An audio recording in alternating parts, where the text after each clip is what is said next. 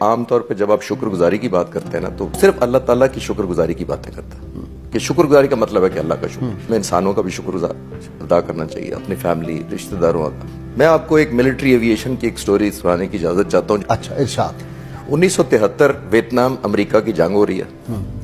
Vietnam کا ایک pilot ہے چارلز پلمپ، میرے ایک یوٹیوب چینل کے اوپر یہ ڈاکومنٹری بھی ہے اگر کوئی دیکھنا چاہے، خالد چشتی کے نام سے۔ تو چارلز پلمپ بامبنگ کر رہا تھا ویتنام کے اوپر، بامبنگ کی ہنوئی کے اوپر، نیچے سے میزائل لگا، جہاز کو تباہی ہوئی، اس نے پیراشوٹ سے اپنی جان بچا لی، جہاز تباہ ہو گیا، اس کو قیدی بنا لیا گیا۔ 6 سال وہ قید میں رہا ویتنام میں۔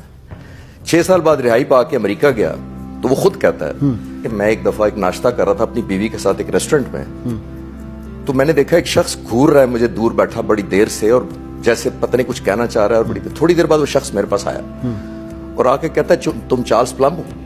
اس نے کہا ہاں۔ اس نے کہا تم فائٹر پائلٹ تھے؟ اس نے کہا ہاں۔ اس نے کہا تم ویتنام جنگ میں لڑے تھے؟ اس نے کہا ہاں۔ اس کو اب غصہ آ رہا ہے کہ یہ اتنا کچھ جانتا ہے، تو اس نے کہا تم پیراشوٹ سے چھلانگ مار لی، قیدی بنے تھے؟ اس نے کہا ہاں۔ تو اس نے کہا وہ پیراشوٹ جو تھا وہ کام کر گیا اس دن؟ اس کو اور غصہ آیا۔ اس نے کہا تم ہو کون؟ اس نے کہا اس دن تمہارا پیراشوٹ میں نے پیک کیا تھا۔ اللہ۔ وہ کہتا ہے چارلز پلمپ میں رات کو گیا اپنے گھر، کہتا ہے میں پوری رات سو نہیں سکا۔ وہ کہتا ہے جس شخص نے میری زندگی بچانے کا وسیلہ بنا میں اس کی شکل سے بھی واقف نہیں۔ تو اس نے کہا میں کتنا ناشکرہ ہوں کہ میں اس کو پہچانتا نہیں ہوں۔ اب آتے ہیں، اس نے کہا کہ ہماری زندگیوں میں صرف پیراشوٹ فائٹر پائلٹ کا پیک نہیں کرتے۔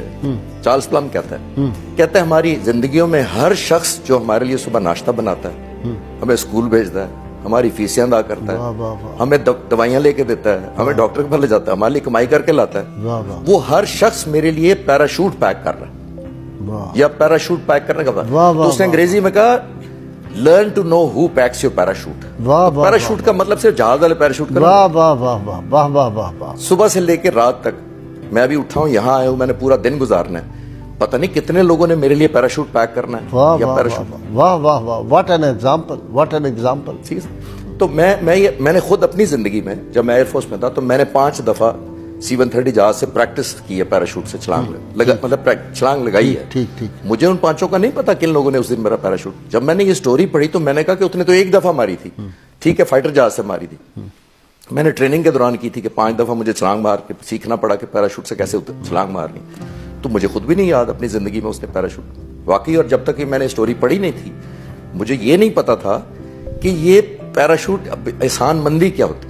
آپ انٹرنیٹ پہ جائیے، ایک نام ٹائپ کریں نک ویوجک، یہ ایک شخص ہے جو آسٹریلیا میں پیدا ہوا، نہ اس کے دونوں بازو ہیں نہ اس کی دونوں ٹانگیں ہیں، یہ صرف دھاڑ ہے اور سارا۔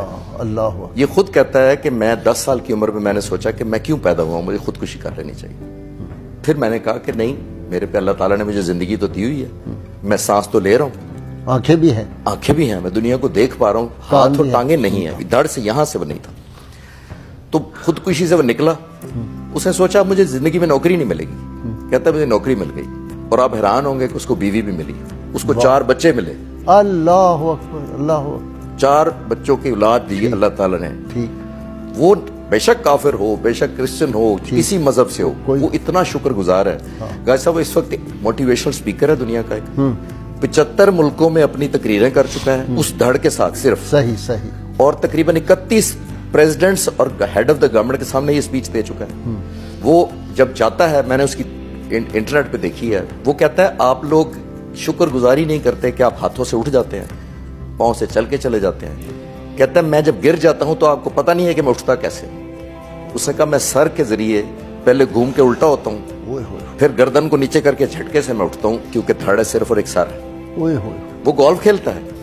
اچھا جی، واہ واہ واہ، وہ منہ کے سٹک کے ساتھ آپ میں کہنا چاہ رہا ہوں کہ ہم احساس نہیں کرتے کہ ہمارے اللہ تعالیٰ نے جتنی، میں ابھی چل کے جاؤں گا، میں گاڑی چلا کے جاؤں گا، میں کھاؤں گا، ایک ایک قدم پہ جب اللہ تعالیٰ مجھے آج سانس دے رہا ہے، تو کبھی میں نے سوچا جو اس وقت کتنے ہزاروں لوگ وینٹیلیٹر پہ ہیں اس وقت، اور اگلے سانس کا ان کو اس لیے نہیں پتا، اور ان کی مجبوری ہے کہ جب تک وینٹیلیٹر سانس دے گا تو سانس چل رہی۔